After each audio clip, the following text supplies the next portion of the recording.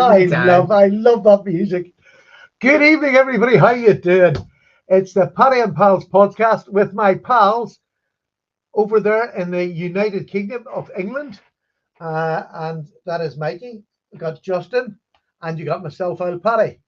So you're very welcome to the podcast, and this might be interesting tonight, or it might be a flop.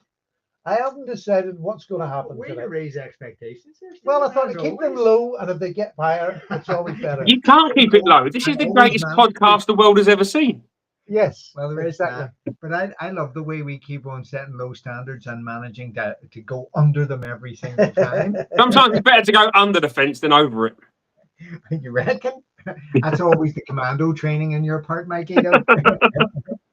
So, anyhow, what are we going to talk about tonight? One, is there any news? Anybody got any news? I had no knives this week. I haven't had a knife. No, well, I'll tell a lie. We got a gifted a knife when we were. Oh yes, we did. We got gifted a knife. What did I do? Well, I suppose that's the big news is because Hollywood Stuart McRae, who can't join us tonight because he's in Hollywood Stew. That's a great name. Class. That is a class. Hollywood Stew. Hollywood Stew. We had a great weekend last weekend, and Mikey as well. You were away with the lads at the weekend as well, weren't you? Oh yeah, we were down at Tony Tenched's. And we were down at Clocky where I used to have the old caravan. And it was a great weekend for some camping, all told. It really was. It was just a fantastic. I just thoroughly enjoyed it. And do you want to know something? You talk about the knife community, but it was really strange. Like, I've met somebody who I know is going to be a good friend. That's it. I knew Stuart from the podcast. I knew him. He's been down and he bought a few knives off me. We've had quite a few little chats. But when you go away camping with somebody, or you go away for a weekend like we do over to England, you really get to know somebody rather than just a podcast. And well, I think you're the same. He's just a friend now. But he's a really good lad. A good laugh. Unlike Mikey, he's actually a good man. It's as opposed to a dodgy. Look at his wee face. Look at the wee face. Stuart sent me another message saying thank you. He was over the moon. He didn't stop. We gave Stuart a few knives. He didn't have any bushcraft knives, so it took him a couple of fixed blades down. And Mikey sent him a lovely Junesy over. So he was just in his element. The presents just kept on coming. It was lovely. What about yours as well, Mikey? Because who was down with you? So I believe that Griff of MJ Hoods and Dave the Rave at Midnight Crisis went down on the Friday night with Nigel Loftus. And then myself and Matt Slipjoint Sawyer turned up on Saturday morning, and Mark of MBEDC turned up as well. And obviously Tony Tenched was there and a load of Welsh biking. So fantastic. We definitely put the camp in camping. Did everybody were they able to put their tents up? Yeah, there was no tent casualties this time whatsoever. Because mainly because Sean wasn't there. Did you take anything to cook on? We took a couple of stoves, but to be fair, the biker lads done a big barbecue and stuff as well. So. Oh, well, I have to say, we went old school. There's a bar on the site we were on, but we went completely old school. And where do you camp in Ireland? I'm from Bangor. Mike, we're from Bangor. In Bangor. This is how I met him. Mike, do me a favor.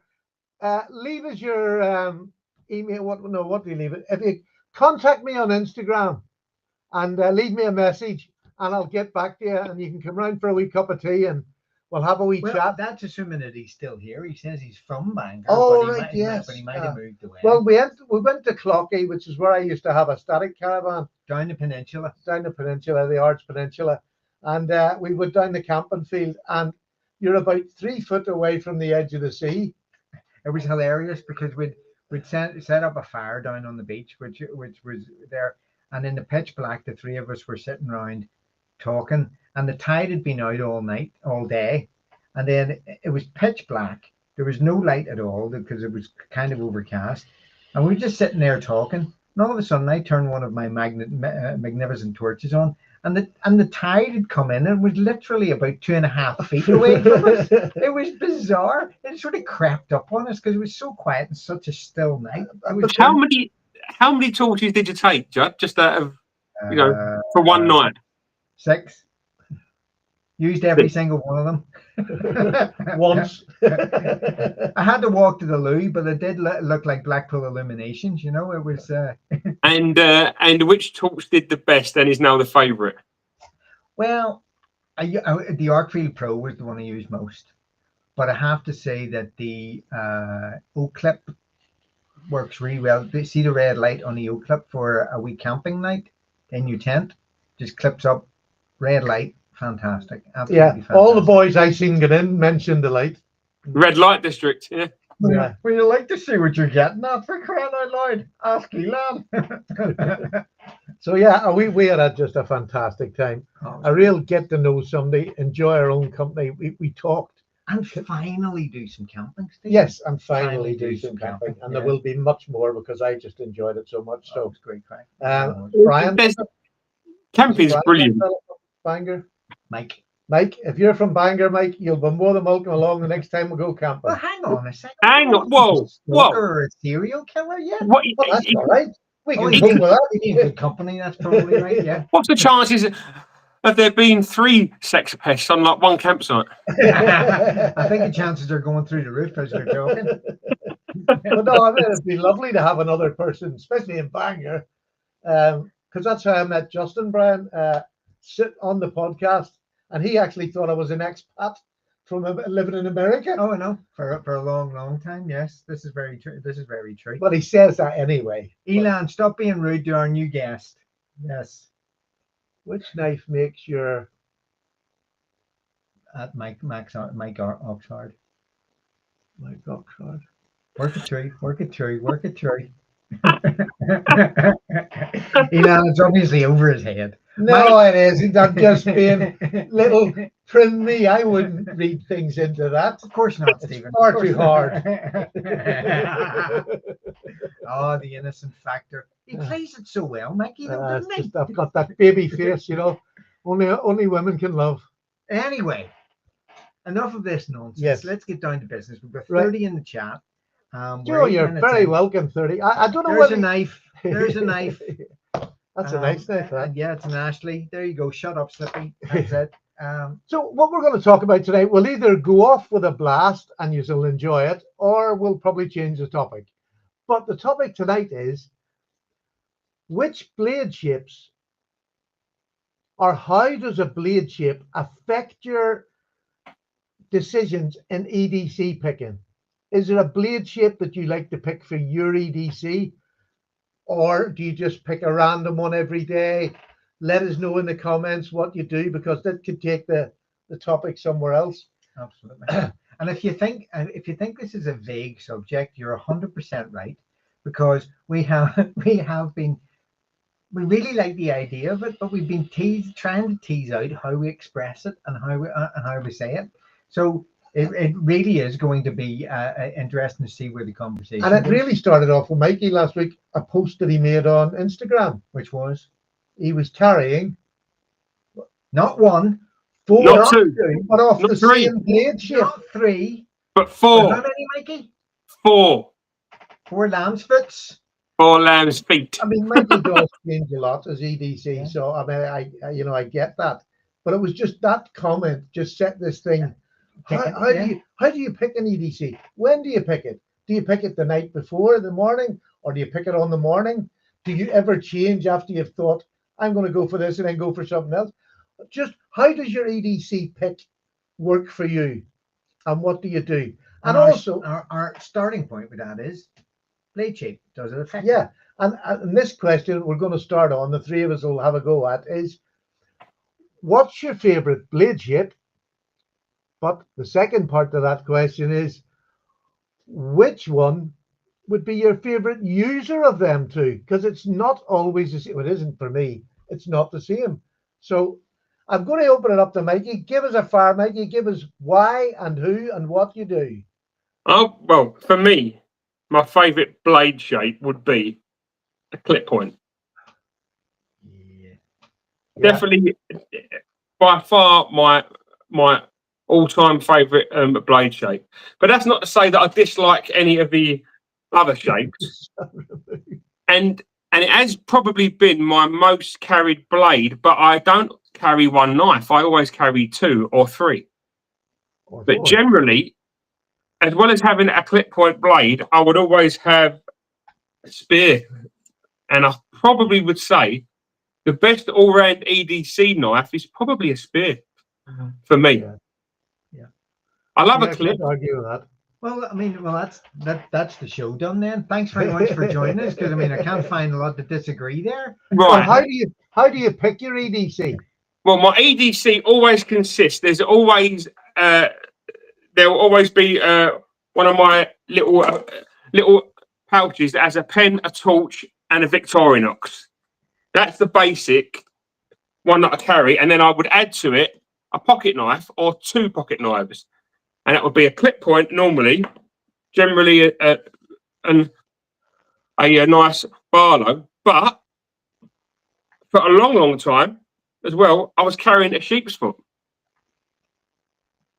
and a sheep's foot is it's a fantastic EDC blade. It really is. Yeah. It does pretty much everything in a day that I need it to do, and I felt like I wasn't giving the lamb's foot as much loving.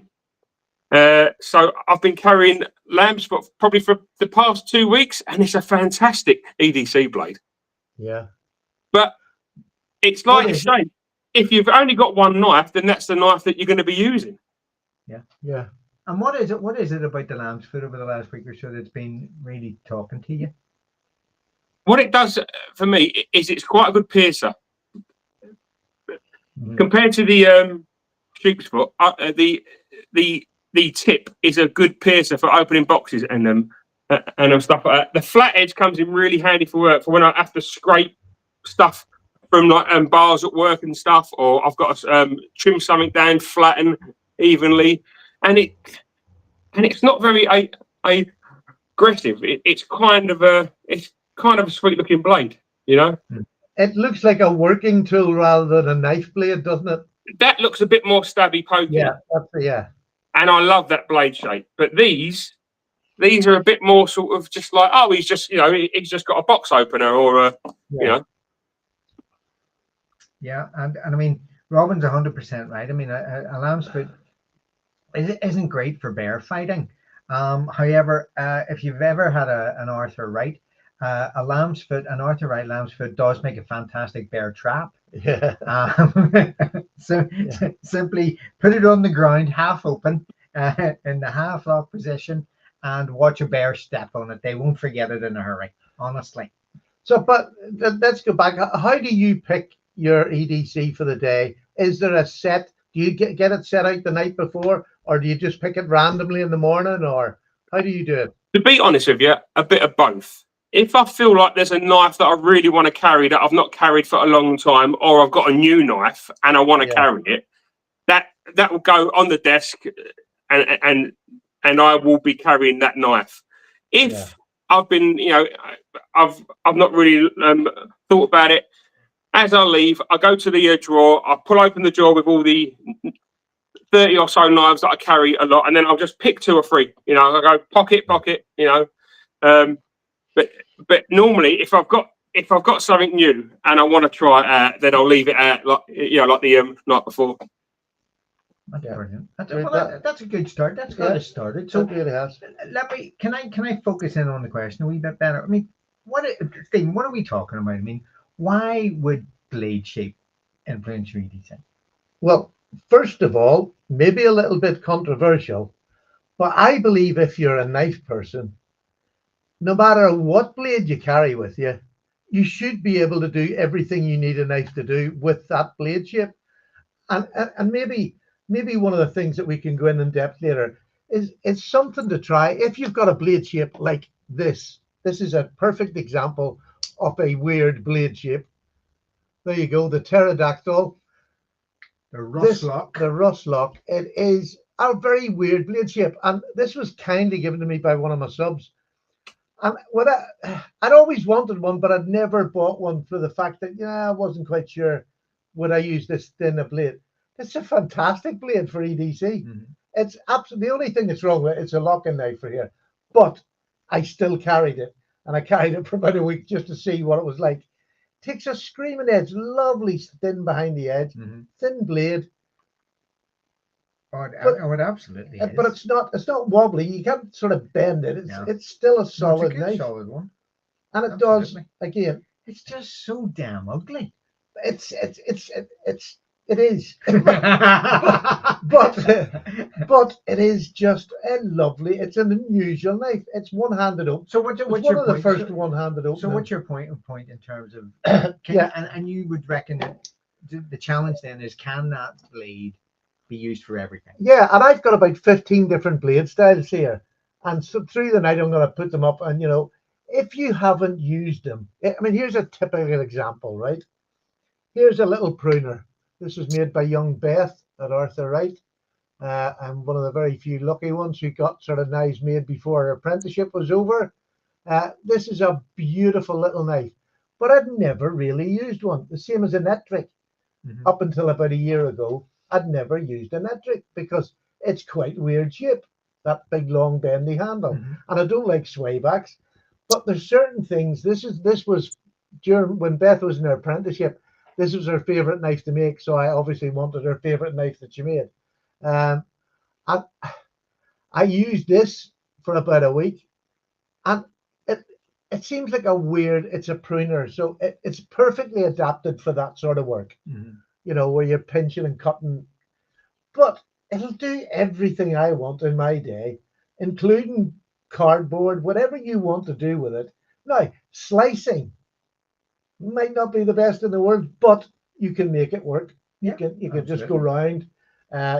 Pointing it down isn't going to do much, but you can go around, you can use it.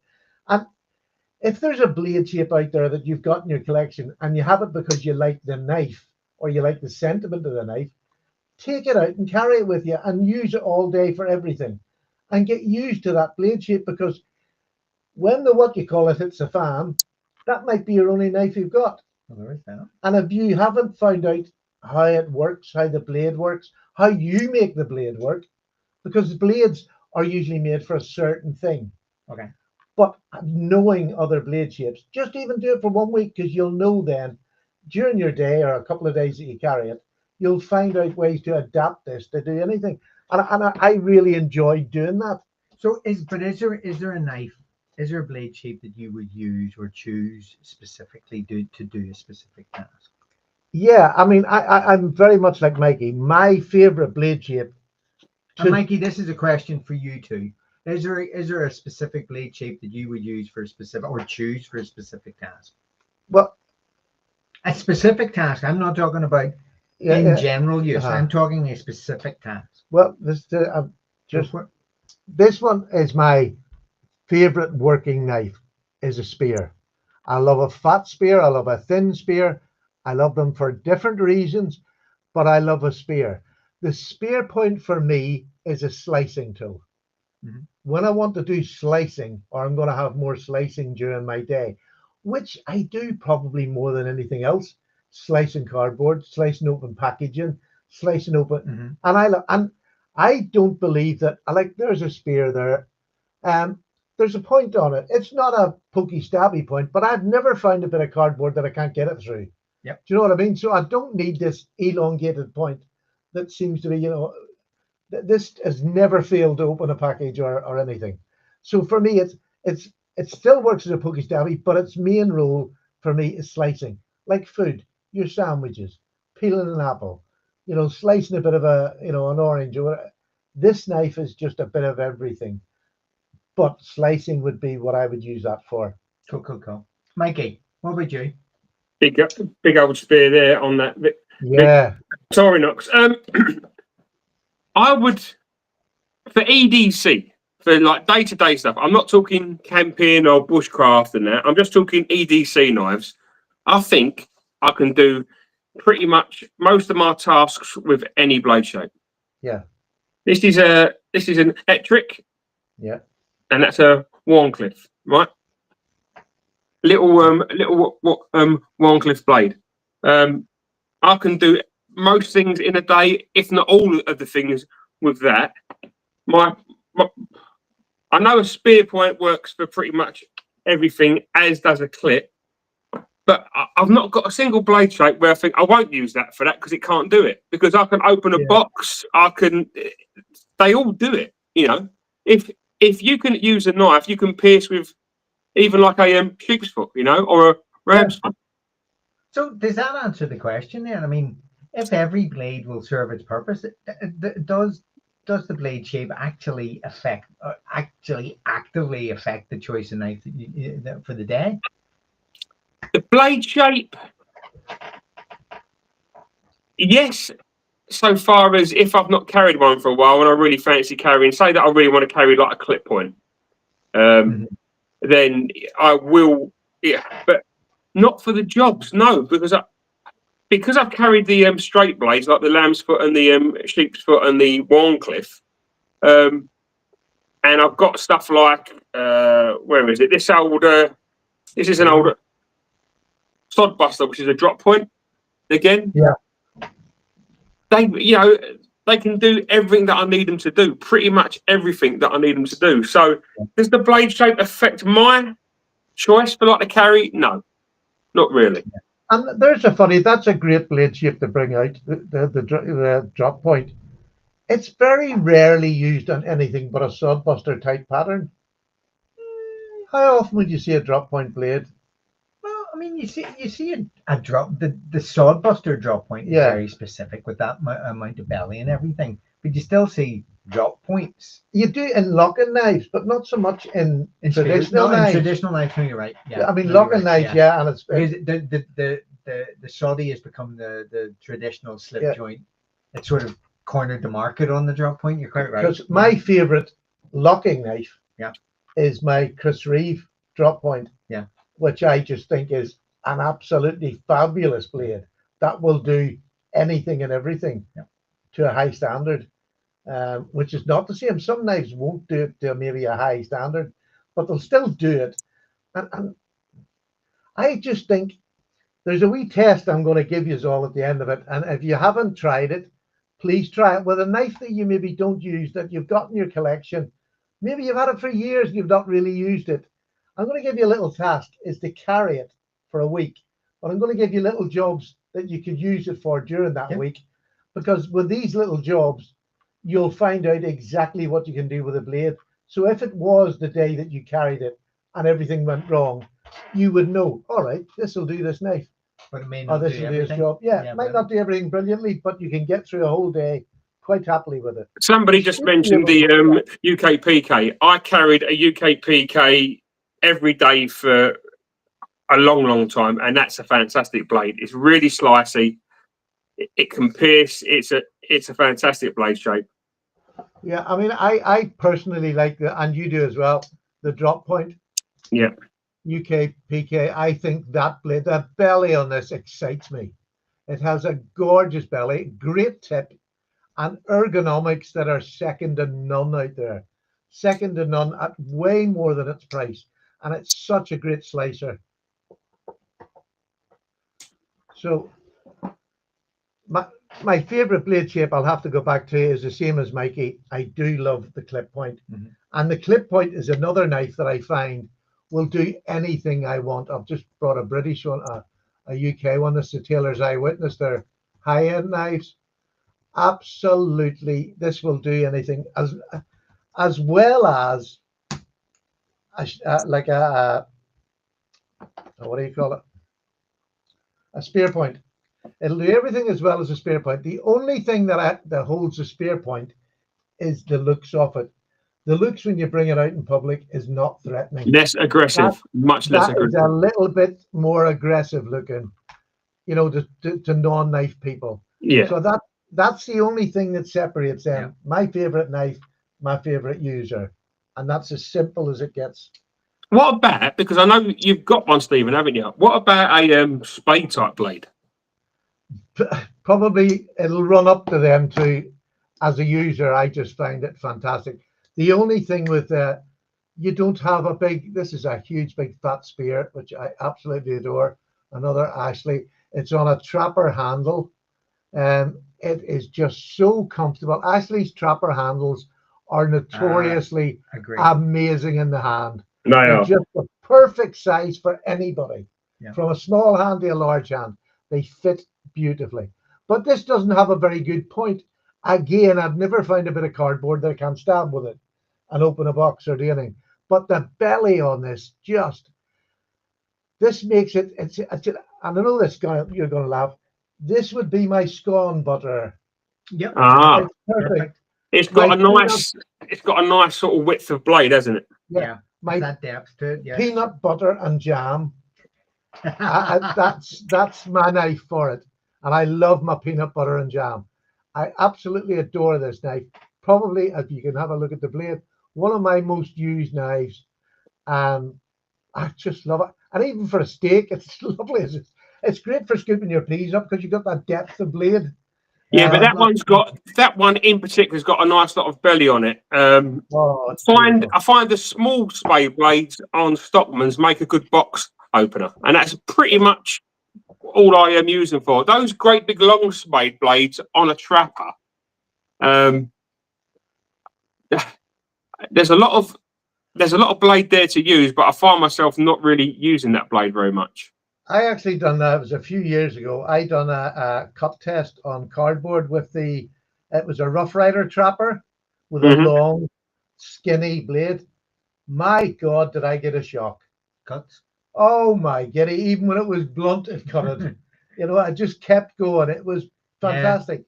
Now, I don't like the look of that one. Stephen's one looks absolutely magical. And Mike, for you, that's an Ashley Harrison custom. That he has done for Stephen was the original owner of it, and then it was I think other people have got it as well, and that's the GEC, isn't it? That's the GEC spade blade. It's like a pen blade, but you have that. Let me just show you. You have that spade end. You have the flat top, and then a bit of belly, but most of it is straight. This is just a great little pen knife. It's just a great little pen knife. I like it. It looks a bit different than everybody else's when you take it out. There's not many people carry a spade blade, and I like the fact that I don't have any dedicated spade blade knives. I've only got them as a secondary blade on a trapper or a stockman.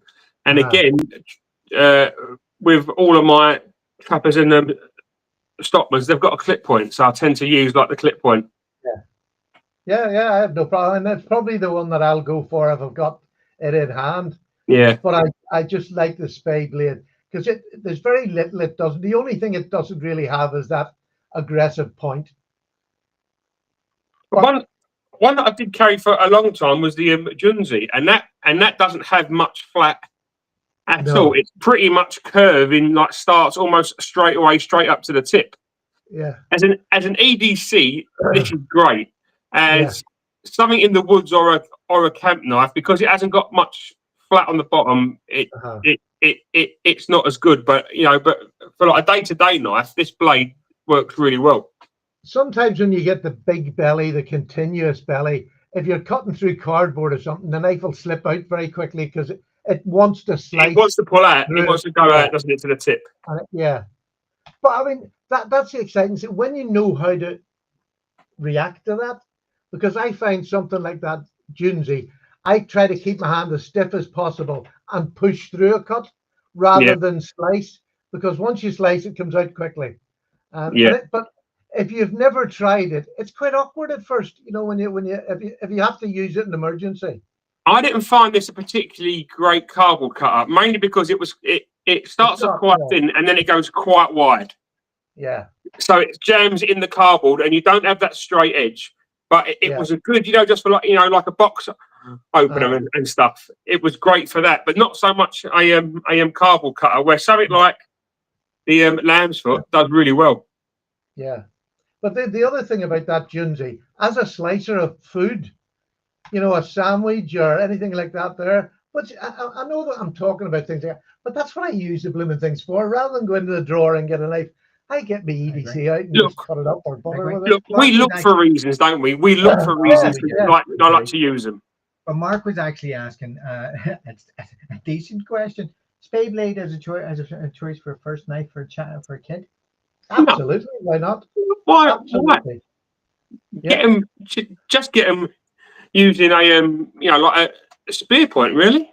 Yeah, I think any knife for a child will do, because the child's going to cut himself.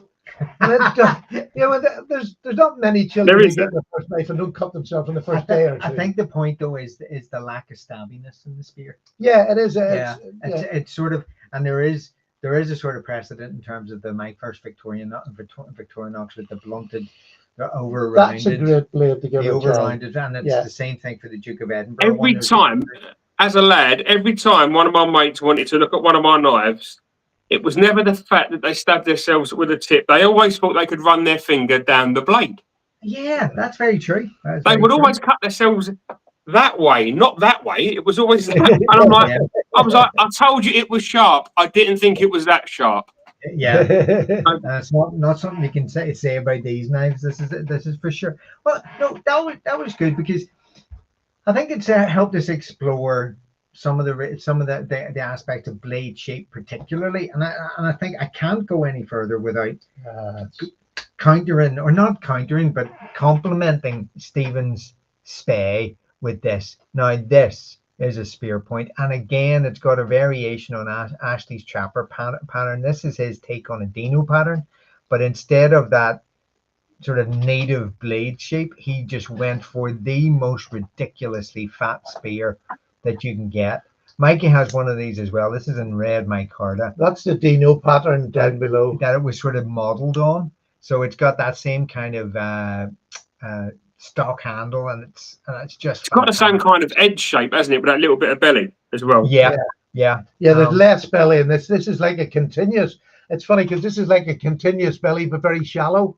Yeah, that's like a badly sharpened sack now, isn't it? Yeah. But as a versatile blade that will do everything from the ridiculous butter scones to slicing everything, I just carry this around. And what about this question then? It's a big knife. No. I was just going to say it's a big knife, but it's not threatening. The blade shape can make knife threatening or not. Yeah. Have you struggled with any of your blade shapes when you've been doing tasks?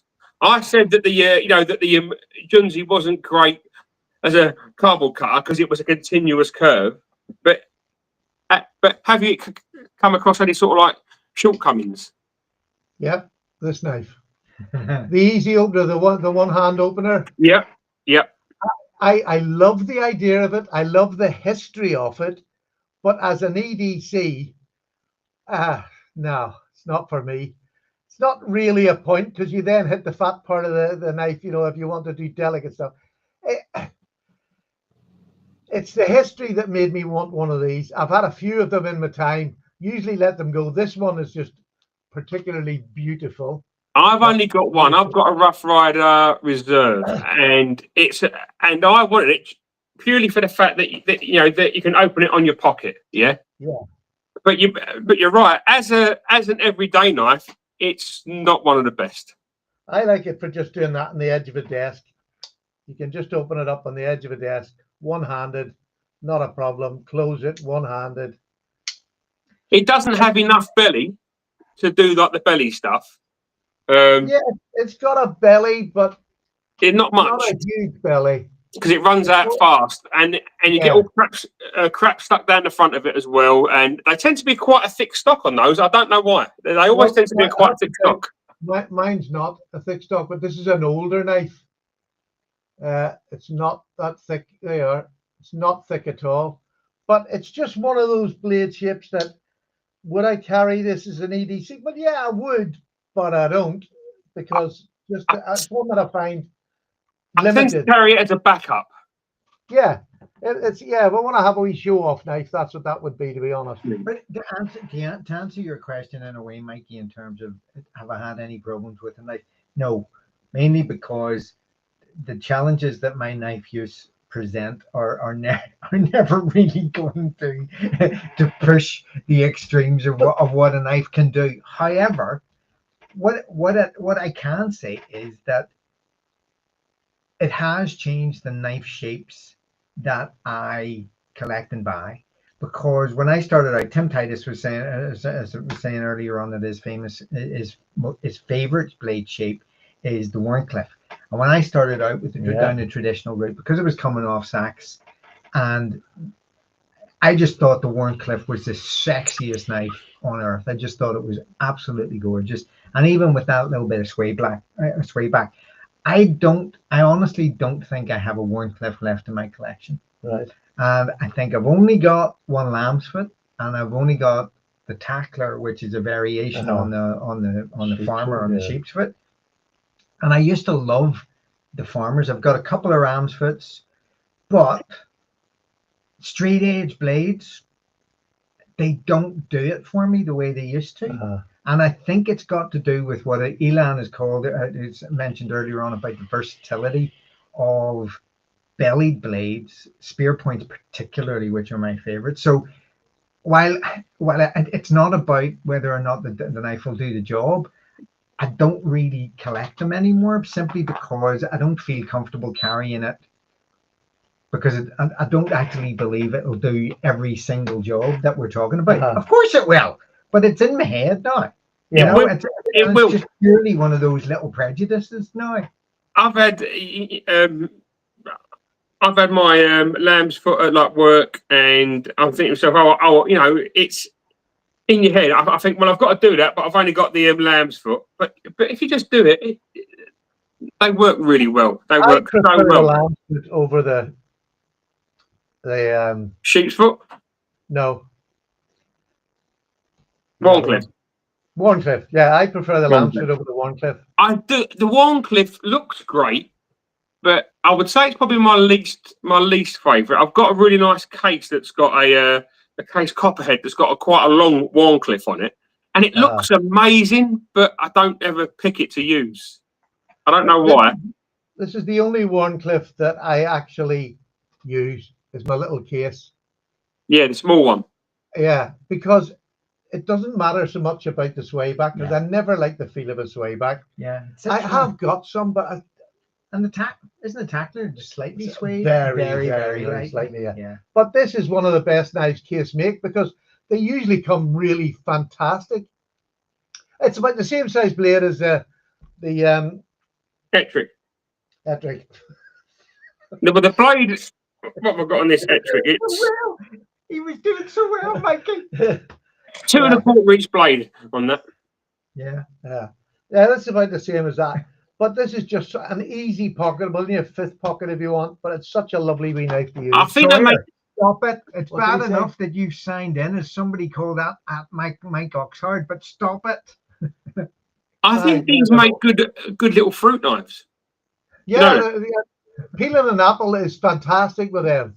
A little fruit knife, I think these are perfect for that. I'm not sure. Do you know what? I'm going to try and use one of these for like a week.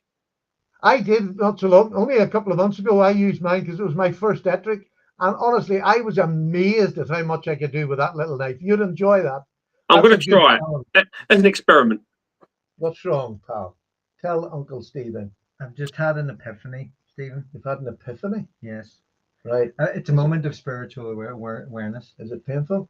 Yes, it is, because it means that Matthew Sawyer is a complete and utter Emmanuel. There is no other way to describe that man, because I have just got it. It's taken me 2 weeks to get it, but I have just got it.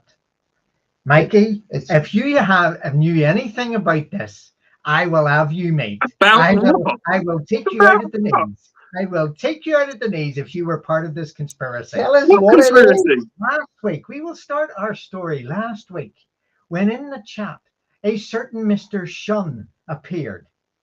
A person called Eric Shun. Right. Now, tonight, however, we now have Mike Oxford. Yeah. As in my cocksword. Is it? Well, these moments start to try me, always get me excited, Mikey. You know what I'm like. So anyway, thank you, Matthew Sawyer. I salute your Emmanuelness, and I will never forgive you for it as long as I draw breath. You little sucker! I do believe it was you that referred to Eric Sean last week. It was without even noticing. Yeah, I just kept quiet when you said it. I just kept quiet because, you know. Here's another knife blade that transcends. Yes, change the subject. Moving on swiftly. That transcends blade shapes and sort of. This is probably one of the best blade shapes that's out there, and this is a lucky knife. This is a Benchmade 940, an old knife, over 20-year-old now, but that blade shape is an amazing work knife. EDC knife. It will do anything as a screwdriver. It's just used for anything. What would you call that blade shape? Is it like a modified drop point? Tanto. It's a modified sheep's foot, really, to be honest with you, or a. Well, let me. No, because a sheep's foot's a flat blade, a straight edge. Well, yeah. Let me show you, because that reminds me of something. Hold that up. Oh, see the belly? Very similar. Very similar. Different dimensions, but the principles are the same. And I mean, that's a native pattern blade, which is pretty much the same as your Dino blade. Yeah. You know, and I mean, but, I mean, these shapes are just, I think they're generic shapes that just work. Yeah. Because they've lasted time. Most shapes that work last time. I mean, the likes of the lamb's foot, the sheep's foot, they go back donkey's years. You know what I mean? Hundreds of years. But yet they're still useful today. And the thing about the 940 is the way the blade, the tip is actually designed is, I mean, it's essentially a pry bar. Yeah, and it's a screwdriver. I mean, it is made of your stuff. It is one of the strongest, most robust blades you can probably get out there at the minute. But yet people say it's too thick behind the edge. But that's the purpose of it. Yeah, but I have never found anything that I can't slice with it. Yeah. Do you know what I mean? I can slice a tomato with it if I wanted to. But I mightn't get a wafer thin one. But that's what I was saying about. There's not a use that we will put these knives to that they couldn't do. There's probably a knife. I mean, that one will probably. Where's your forager? Is your forager right? That one will probably slice better than the Benchmade. Oh yes, I've got my forager here actually. So the forager, which was designed for slicing. Yeah, I mean this was just. Well, I mean it will be. Ultimately, it will be a far better slicer than the 940, but that doesn't mean the 940 can't slice. Yeah, you know, this forager, I have found, I really wish I would do a production knife off it. This is an Ashley custom that I had made for him, and went back and forth with him in the design and what we wanted. But this is basically just a fat spear. But like most fat spears, don't have that sharp point, and that's what I wanted on the end of this. I love that sodbuster style. This is a sodbuster style. Fantastic. It's a little bit bigger than the small, the junior. Small yeah, a little bit bigger, so I can get all 4 fingers on it, and it just feels solid in hand. But the blade, that spear, has got the point that you need. It doesn't matter what knife you get. That point is sore when you stick it in yourself. But as a blade, that it's got a hollow grind, which the sodbusters don't have. And I just think this is my favorite work knife now. Out of all of them, I just love it. Size wise, it's absolutely perfect. Yeah. And that I think that's a nice segue into the other part of this is, so if it's not just the blade shape, what other factors are we talking about when we're talking about choosing a knife for EDC? You know, what Mikey, go for it. Looks knives that look nice on the eye, you know, cheap bone, you know, if you stag, you know, if you want a nice piece of stag. Are you saying that you're so superficial, Mikey, that it's just about the cosmetic? Look, it's a big part of it now, especially with slip joints. Yeah, definitely. Yeah, I have got one blade shape here that I find. As an EDC blade shape, I would find it incredibly difficult to carry because it's cumbersome in a lot of jobs. Not just not good at them, it's cumbersome.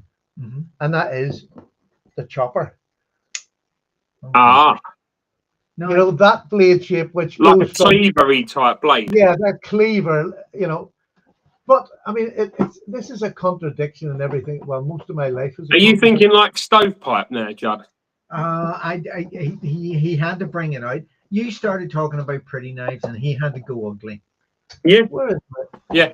I mean, all he's doing is going down memory lane and thinking about his ex-girlfriends. I mean, that's as simple as that. But I mean, this knife is great for certain tasks, absolutely great. But it's very clumsy. If you want to peel an apple, this is not the sort of knife that you go for. But as a box opener, you can take it away from the kitchen and be a box opener, brilliant. But just not something I would feel comfortable carrying as an EDC. Judd, let me bring you back to the looks. Yeah. What about fluted bolsters with buffalo? That's just stunning, yeah. See now, so if you've got that laying there in the drawer and you go, oh, I think I'll carry this today. Yeah, and totally. you know, it could be because you want a nice show knife and you want a hard, you know, like a hard working knife. Yeah.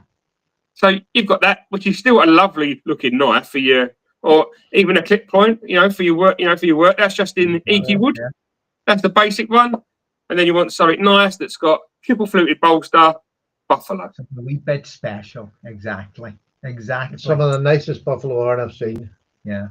This was rehandled. This had the black plastic handles on. This was redone by Slip Joint Sawyer. We don't talk about slip joints in this show anymore. Okay. Should we use one of his other names? Yes, exactly. And you know, you were talking about lamb's foot is very much the essential English. Sorry, I just can't take my eyes off that. That bolster is gorgeous. Bolster's amazing. Oh, it's just lovely.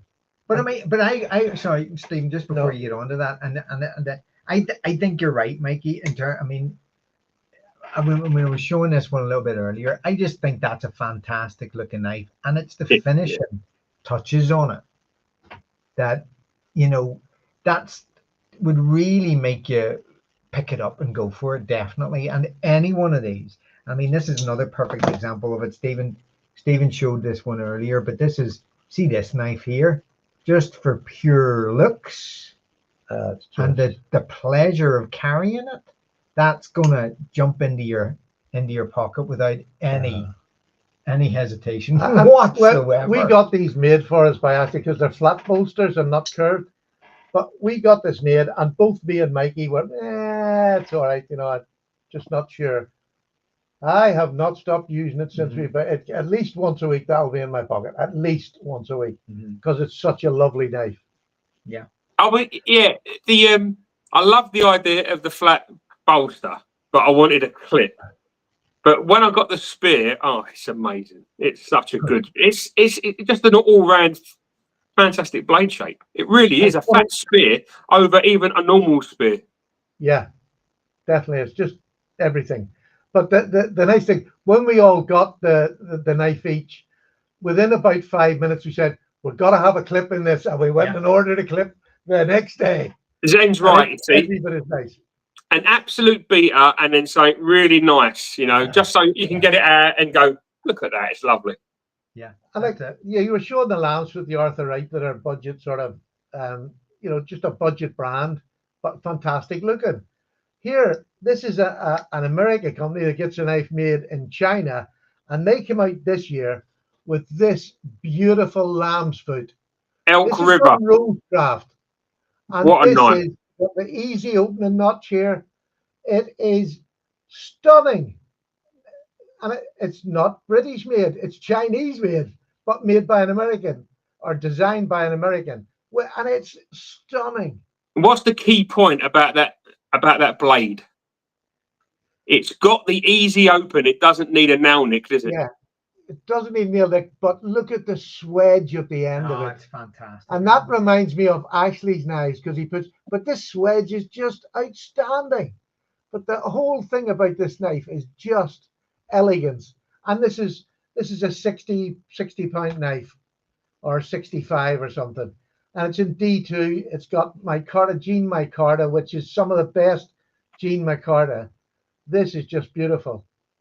Beautiful. So it's lovely to see other nations making the lamb's foot. Yeah, and coming back as a real sort of feature knife. One of the best lamb's foot was made quite a few years ago by GEC, and it's a large lamb's foot. Mhm. Oh my God, it is stunning with the jig bone handles. Yeah. But see, trying to get one even in the second-hand Oh, I market, can believe it. nobody's getting rid of them. They just do not get rid of them. Yeah, that's the truth. But I think there's another aspect of what affects, well, it definitely affects my choice of carry, and it'd be interesting to hear is sometimes it's the weight and the size of a knife that will affect the choice that goes. So, for example, the one I've been showing a lot of, which is my native, it's too big. I mean, look at that. There's an awful lot of real estate in that. It's quite deep. Another one that I don't carry as much as I would love to is the Chucky Jack. Love that knife. Love that knife. Beautiful knife. I adore this knife because I mean, we've talked about this before. The simplicity of this knife is just so amazing. Swedge on that too. But it's just a little bit too big and a little bit too bulky.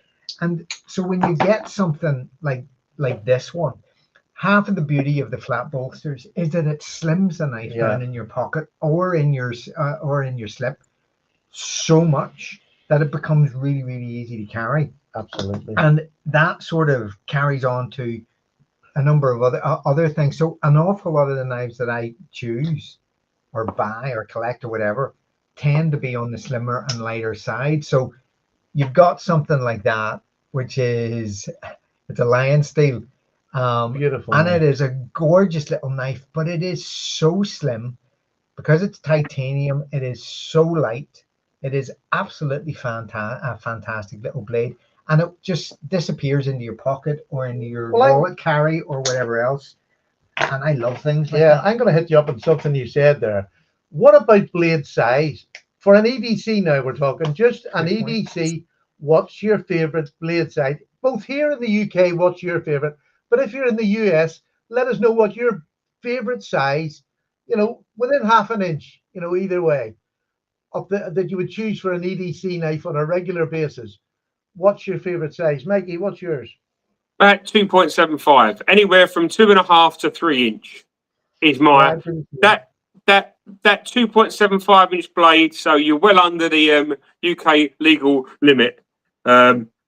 Is fantastic, but I've got to say, if I'm having a day where I've just got a Victorinox in my pocket, that little pen blade does most of the work. That small pen blade, that can open every box and everything that I do, and then that will save the larger blade for me scones.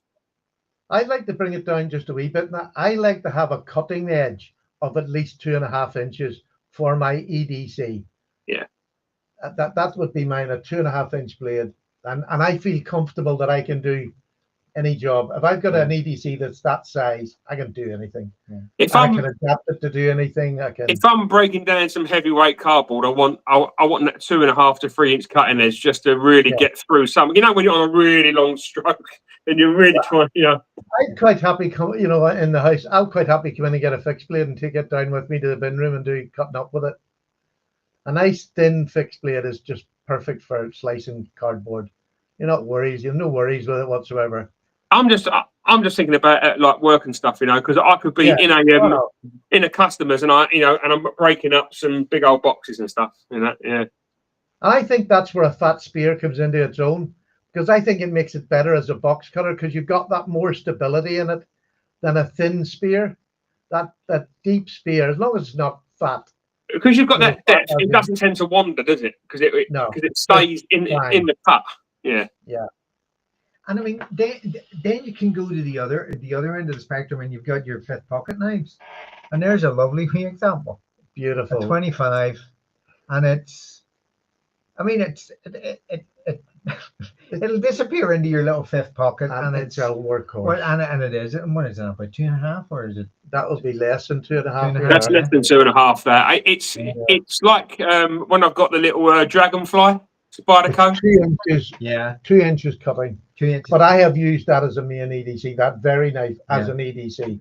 And tracksuit bottoms or something. Just pops in. And it's those little knives that you can Those little carry. dragonflies are really slicey. Really slicey. They're fantastic. They really are. Yeah. And I mean, the dragonfly is and that whole range of those Spydercos with that leaf blade shape, coming back to blade shape again, that is such a versatile blade. I mean, you can use it for virtually anything. The only downside is it the little native slip it? Yeah, that's a good that little native slip it. That's a lovely blade shape, but not quite as slicey as the UK PK. I must say. UK PK. I was carrying a UK PK today, and it's just incredible. It is light. It is thin. It is almost disappearingly thin in the pocket, and yet it's got a blade that will cut all day. You know, fantastic. Right, so, yeah, go on. Sorry, go ahead. Well, you go ahead, Mikey. What about blade steels? Do blade steels affect your EDC? Yes. No. No. They don't. As long as I can sharpen it, it's all right. Yeah, I can use 440C, 1095, C70, 14C28. It really doesn't bother me because I know that I'll be taking it home that night and I can sharpen it or drop it or. Here's something when we talked about this on Tuesday night. Here's something that drew in my mind, and I done this. I don't know whether I done it subconsciously or it just happened to be luck that it happened. Because my EDC, I have an EDC pouch which I have my EDC knife. This comes with me everywhere when I leave the house.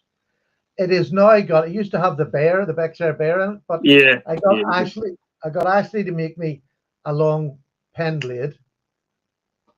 Spear, if you want to call it, but great point, lovely little knife. Carry this every day when I leave the house. But old tool still, isn't it? You know, it'll do most anything. But here's another little knife that is an absolute belter. Sorry, but it's just true. What's it called? Awanata. It's got a little sheep's foot, or what, I don't know what you want to call it, but it is. So if I want to cut out a cutting in the paper, you know, a photograph out of it, this will do anything like that. Any of the technical stuff where you need that point at the end of it. And I do use this a lot. And for plastic tags, when you come out from somewhere and you got tags on it, just such a super little knife. In D2 as well. One of the best little buys. And then I have another knife that goes in my pocket. So that knife doesn't matter what blade steel it is, what shape it is, but it's just something that I like to look off for that day. So why does the blade steel affect Judd so much? Well, you know why. No, come on. Is it because you are doing some seriously tough scones? Or is it because it doesn't matter what the blade steel is, it's just that you like to have one of everything that comes out that's new and shiny? You know it's true, Mikey. I can't help it. You know it's true. I mean, come on. I know, but I honestly can't help it. I have all of the ones you've mentioned, all of them, and my hand reaches out. I'm going to carry a wee just simple arthurite today, and then it moves. My hand slips, or actually no, my hand doesn't slip. What happens is that the universe slips around it, and it shifts the row of knives up a half a dozen knives until I pick up an Ashley. So I don't pick up a C75 standard arthurite. I move along and get an 01 tool steel. And I granted, lately I will carry Ashley's till the cows come home because I just love them to bits. But sometimes I'm just looking at my knives and I'm going, no, you know what? Yeah, I'm going to carry that. And all of a sudden I've picked up a Spyderco with S30V or I'm a bug out with you know, S90V or something like that. And I'm looking at it going, all right, then that's today. But I can't help it. It just happens. Do you still carry a Victorinox? I do. Which is blatantly the worst steel ever known to man. Yes, but I cheat on that one now, Mikey. I cheat because I carry this now. But it doesn't have a blade. Exactly. So it's not even a knife. It literally is now purely a tool. It never was a knife. This is a sank. It's a Swiss Army knot knife or no knife. There you go. and I really like it. And it's not rhyming slang, by the way, Mr. Sawyer. Okay, You really like it. let's Well, it's step a away from bombshell. blade shapes.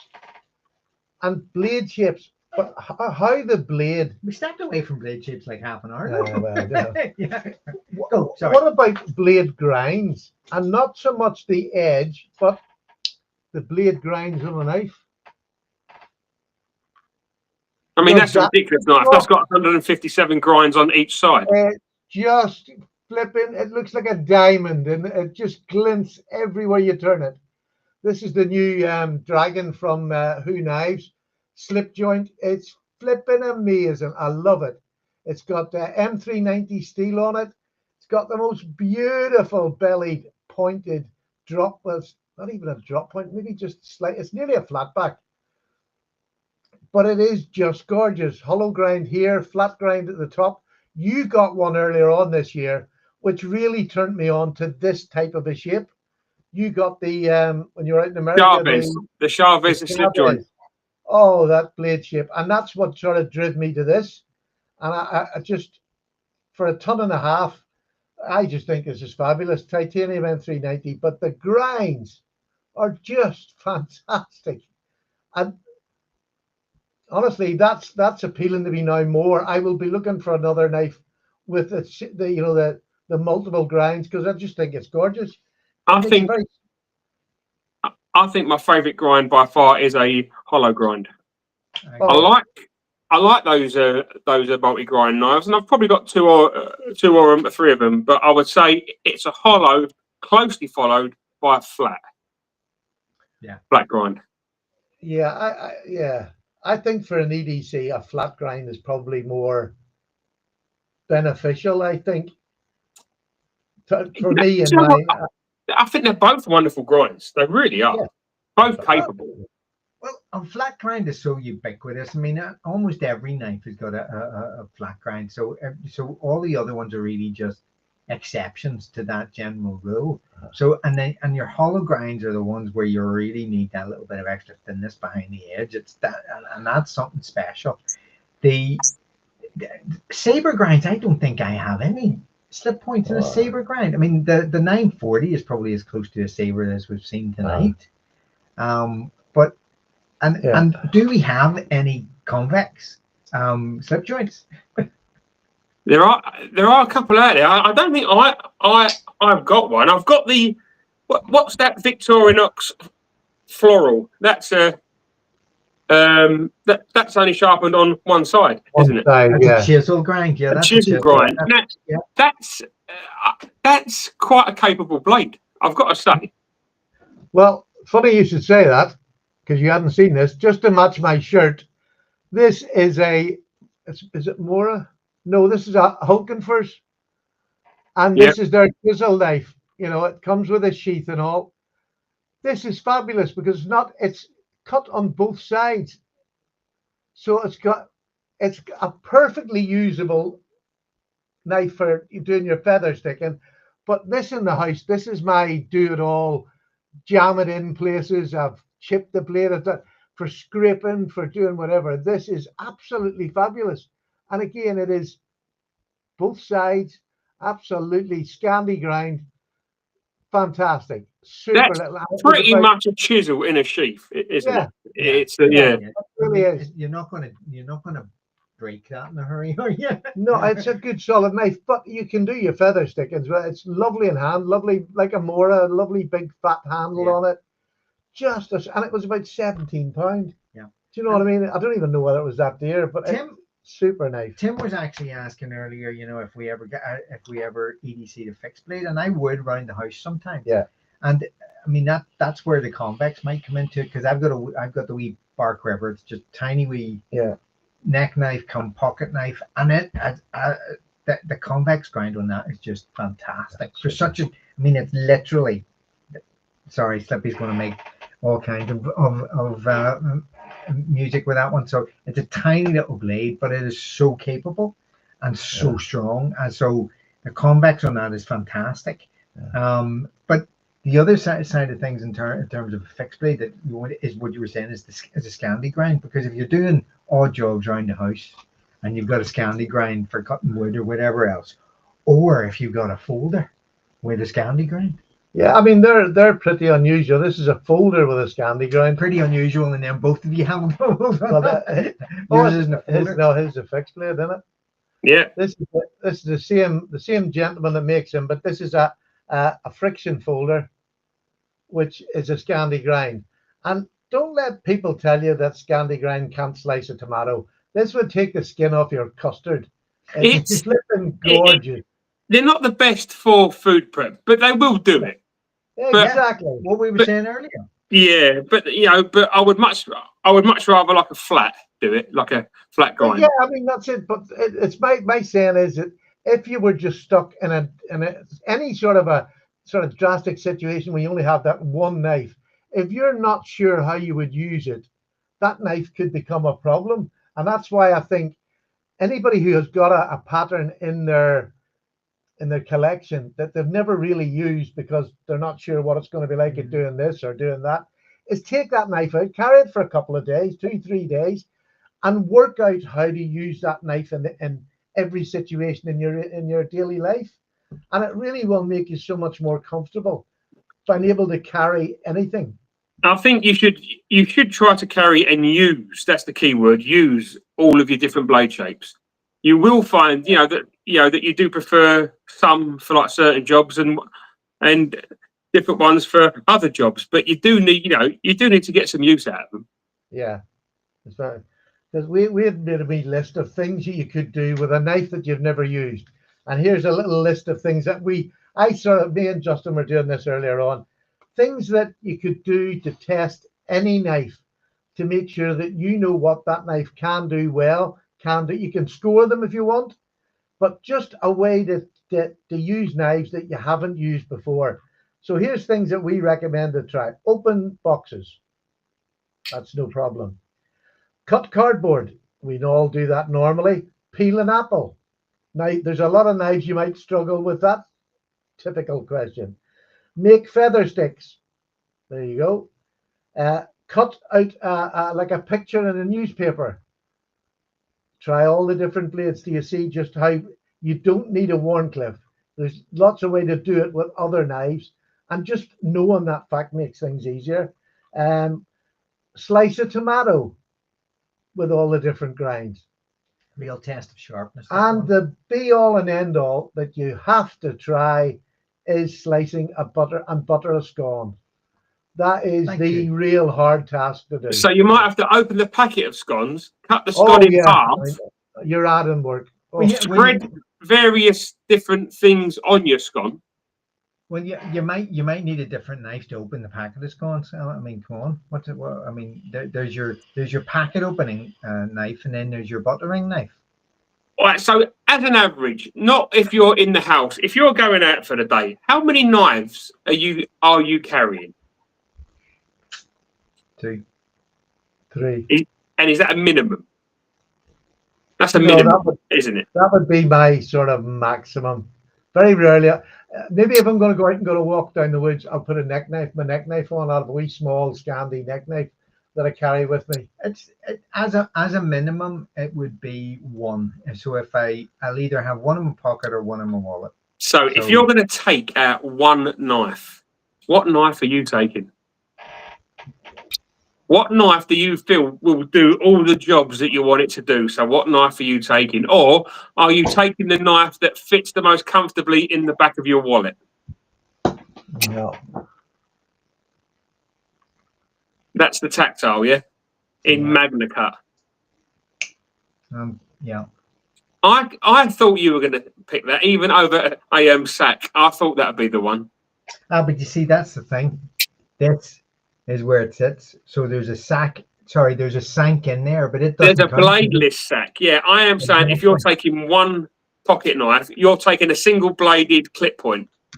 And up until this came out, okay, I always carried a 74mm Ambassador with this. So it would still for me, not for Stephen, of course. For me, it would still count it as 2 knives. But now I can go one knife and my multi-tool, which is For Well, me, yeah, the perfect non-redundant carry. It's just but I'm talking a knife. I've got the bladeless little Leatherman. That's fine. But if you're taking one knife, I'm going with just a Barlow, a clip point Barlow. Stephen? Well, my one is my EDC knife, which is the pen blade. Ashley pen blade.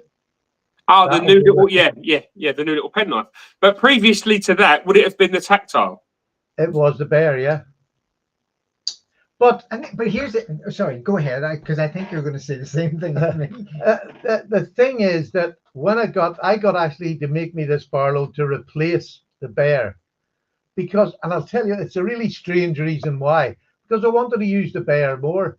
Because my slip, my carry is this. This is my carry.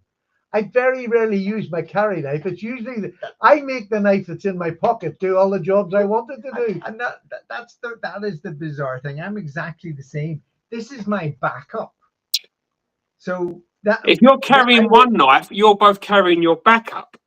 Yes. So I will always. That's my EDC. If I leave the house, I will always have this with me because it's got everything all in one place. So what's the knife that's going to be in your pocket that you're going to use?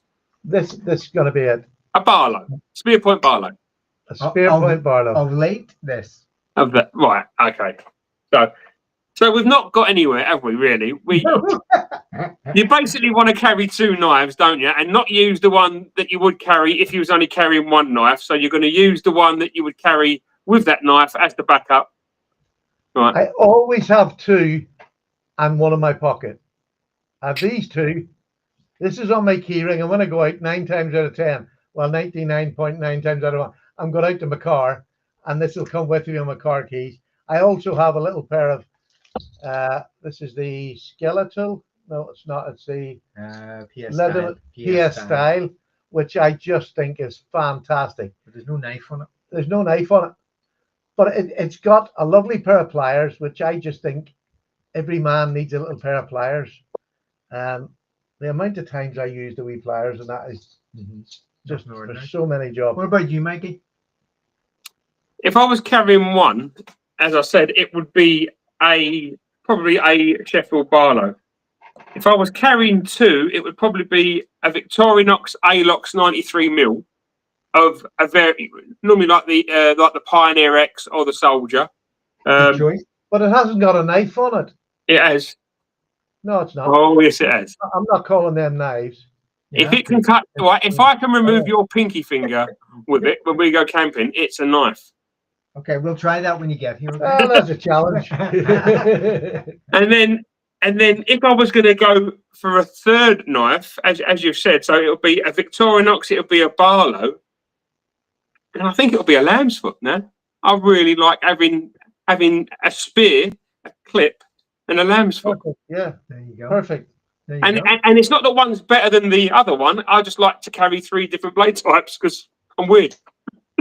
Well, so Mikey, I mean, given that we've taken the conversation as far as it goes, I think we need to wrap it up. And we would like what we do is invite you to.